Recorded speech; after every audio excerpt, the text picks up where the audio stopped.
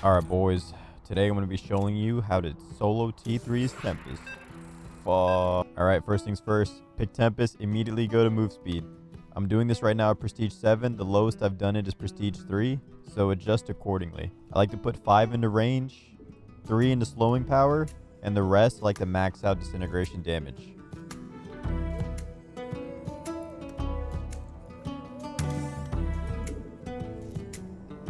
Also, the rest of the points I'm going to put into Death Touch. Alright, so after move speed, you're going to want to run down so we can go visit our drunk uncle, steal all his beer. You definitely want Disintegration and Death Touch on some good hotkeys because you have a very limited amount of time to shoot both of those off before the speedlings catch up to you.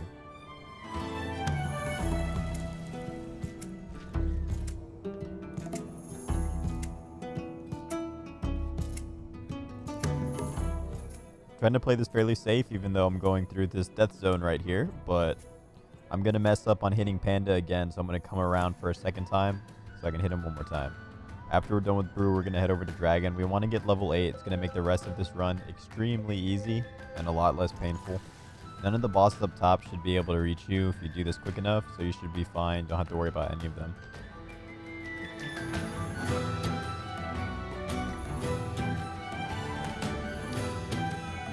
Fuck cracklings.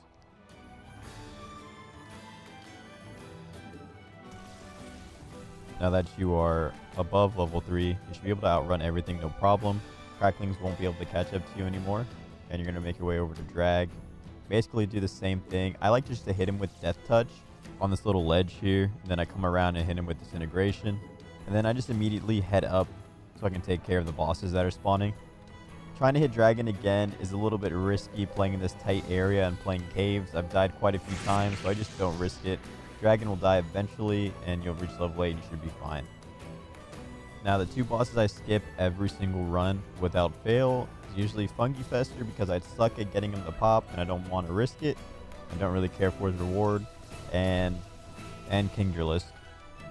Now, you can kill them both if you want. I just don't find it worth the hassle, so I just don't waste my time with it.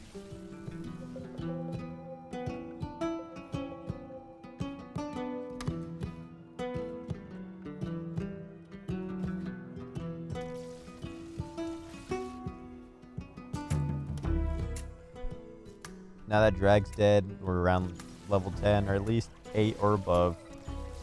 What we're going to be doing for the rest of the game is literally just circling maze like this, tagging bosses when we can, and always keeping an eye out for Fungi Fester when he's on the map because fuck that guy. And fuck you, Crackling.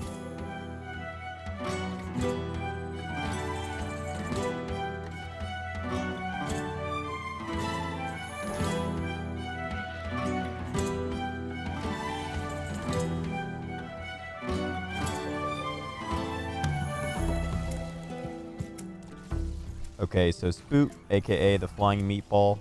Now that he has spawned, I like to use his eyes, make the enemies target me even when I'm invis. It makes kiting super simple, and you can dodge all of his attacks. His close one doesn't hurt you at all. I just tag him with Death Touch real quick after he spawns a few eyeballs. Let the eyeballs hit me, and now you can gather all the mobs up in a nice little train, and it'll make the rest of the game super smooth. You're just going to stay circling the maze, and any mins you get, you're just going to split between range and Death Touch.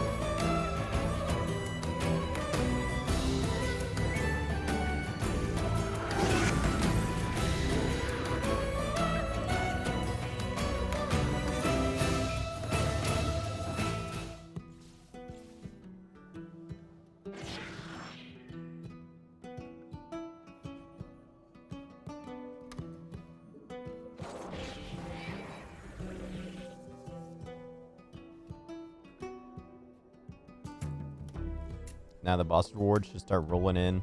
So for Spooter Lord, the best one to go with is Mins and Gas. There's not any creep or banshees in T3, so you don't need a Spooterling. Doesn't really serve a purpose.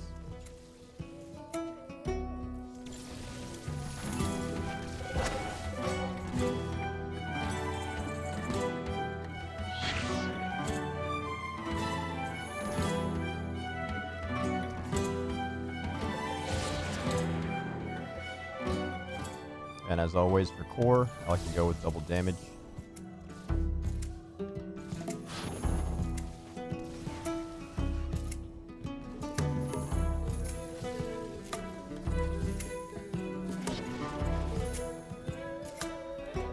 For Skylord, I like to go with ability cooldowns halved. That'll make your burst fire a lot faster, and that's what's going to be keeping us alive after we're done with the bosses.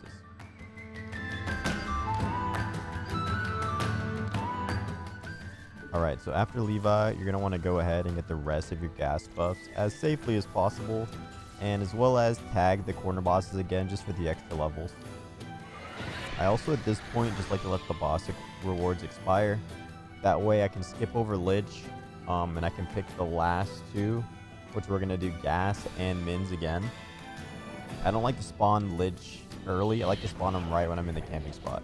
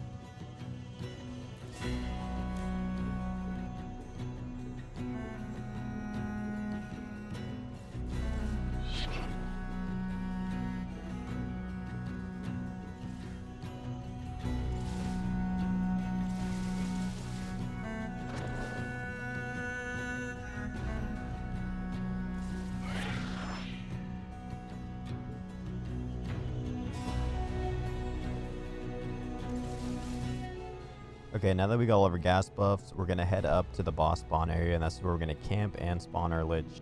For a safer run, just make sure you stand close enough to your Lich that you make him go invis with you, and you should have no problems with him dying. Mine almost died this run because I was trying to make it go by really fast, so I didn't stand close to him, but it ended up working out, I guess. Also make sure you pick energy regen doubled, that way you have no chance of running out of burst fire. Yeah, and you can pretty much just sit here AFK until the end of the game.